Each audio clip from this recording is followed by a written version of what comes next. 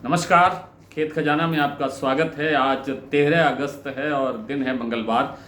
आज जैसा सुबह आपको जानकारी दी गई थी कि सरसों का बाज़ार कुछ हल्का सा और नरम खुला है, उसका कारण ये है कि नेफेड की बिक्री बढ़ी हुई है और विदेशी तेलों में भारी मंदा है, भारी गिरावट है।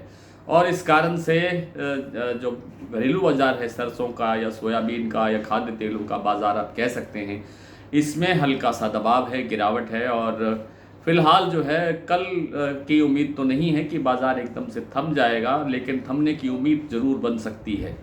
कल बाज़ार में जो गिरावट अब तक आ चुकी है ये रुक सकती है या 25 रुपये तक गिरावट और भी बढ़ सकती है। मेरा पर्सनल व्यक्तिगत रूप से ये मानना है कि सरसों का बाज़ार भरतपुर मंडी 5650 रुपये से नीचे नहीं जाना चाहिए। जाने को होने को कुछ भी हो सकता है, और लेकिन उम्मीद ये है कि चूंकि आवक आज जो है वो मात्र 2 लाख बोरी रह गई है। इसका एक कारण आवक घटने का शायद ये भी हो सकता है कि जो राजस्थान के एक बड़े हिस्से के अंदर 14-15 जिले जो बाढ़ से प्रभावित हैं उनमें कामकाज बिल्कुल ठप हो गया है, आवागमन ठप हो गया है। आसपास के गाँव के लोगों का भी आवागमन ठप हो गया है, शहर से कनेक्टिविटी बहुत कम रह गई है।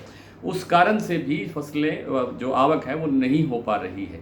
शायद एक आध दिन में आवक सुधर जाएगी, और सुधर के भी कुछ ज़्यादा नहीं होगी। ये 2 लाख बोरी की जो आवक है ये ज़्यादा से ज़्यादा 3 लाख बोरी आवक तक बढ़ सकती है। लेकिन सरसों में गिरावट थमने की जो पूरी संभावना है, इससे नीचे बाजार जाना नहीं चाहिए, यहाँ से खरीद निकलनी शुरू हो जाएगी। सरसों तेल में भी कोई ज़्यादा लंबा चौड़ा परिवर्तन नहीं हुआ है। मात्र 3 रुपये प्रति 10 किलो बाज़ार जयपुर का कच्ची घाणी का कमज़ोर हुआ है, और उससे कोई ज़्यादा वो क्या कहते हैं असर नहीं है मंदे का। लेकिन फ़िलहाल जो डिमांड है वो नहीं है, मांग नहीं होने के कारण बाज़ार आगे नहीं बढ़ रहा है। कुछ दिन और हैं सावन महीने के, फिर उसके बाद में जो नया महीना शुरू हो जाएगा उसके अंदर त्योहारों की आगमन होगी, और आगमन होने से थोड़ी सी डिमांड निकलने की संभावना बनेगी और बाज़ार आगे बढ़ने की प्रबल संभावना बन सकती है। फिलहाल आज केएलसी में गिरावट रही, और इसके बावजूद जो घरेलू हमारा जो पाम तेल का जो बाज़ार है उसके अंदर गिरावट नहीं आई। कहीं कहीं बाज़ार 2 रुपये प्लस हुआ, कहीं बाज़ार 2 रुपये घटा प्रति 10 किलो, इससे ज़्यादा की गिरावट नहीं आई। लेकिन सोया तेल में 5 से 10 रुपये प्रति 10 किलो की गिरावट है। सोयाबीन के अंदर बाज़ार 25 रुपये से 50 रुपये तक कमज़ोर हुआ है। हालांकि सोयाबीन की आवक भी आज 1 लाख लगभग 35,000 बोरी 40,000 बोरी के आसपास रही है। तो कुल मिलाकर के बाज़ार में फ़िलहाल ठहराव आने की उम्मीद है, ज़्यादा गिरावट की संभावना अब नहीं है, और बाज़ार थोड़े दिन रुक के बाज़ार फिर पॉजिटिव डायरेक्शन में बढ़ सकता है। मूंगफली का तेल एक बार फिर 1525 रुपये हो गया है राजकोट का भाव। इसमें मंदा नहीं है, लेकिन बड़ी तेज़ी की गुंजाइश फ़िलहाल नहीं बनती हुई नज़र आ रही है। मूंगफली की जो बिजाई है वो पिछले साल की तुलना में कुछ ना कुछ बढ़ी है, पूरे ऑल ओवर इंडिया की बात करें तो। लेकिन अब जो ये पिछले दिनों जो बारिशें हुई हैं, चाहे गुजरात में चाहे राजस्थान में जो बाढ़ की स्थितियां बनी हैं, उनसे सभी प्रकार की फसलों को, चाहे वो सोयाबीन है, चाहे मूंगफली है, चाहे मोठ है, मूंग है, उड़द है, दाल, किसी भी तरह का दलहन है, तिलहन है, सारी फसलों को नुकसान होने की प्रबल आशंका है।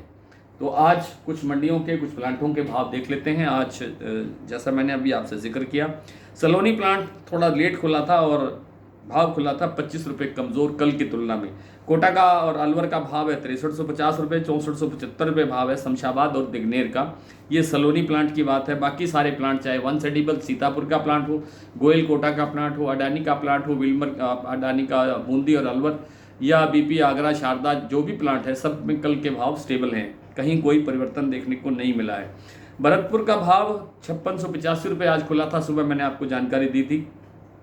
और जयपुर 6075 रुपये, दिल्ली 6000 रुपये, चरखी दादरी 5975 रुपये। भरतपुर मंडी का भाव इस समय भी स्टेबल है, वही भाव है जो सुबह खुला था।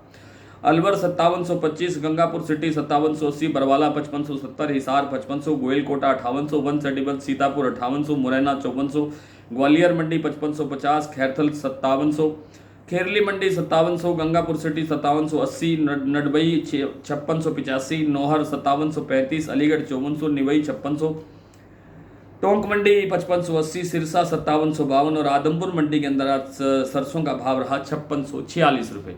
आज इतना ही, कल आपसे फिर मुलाकात होगी, तब तक के लिए नमस्कार।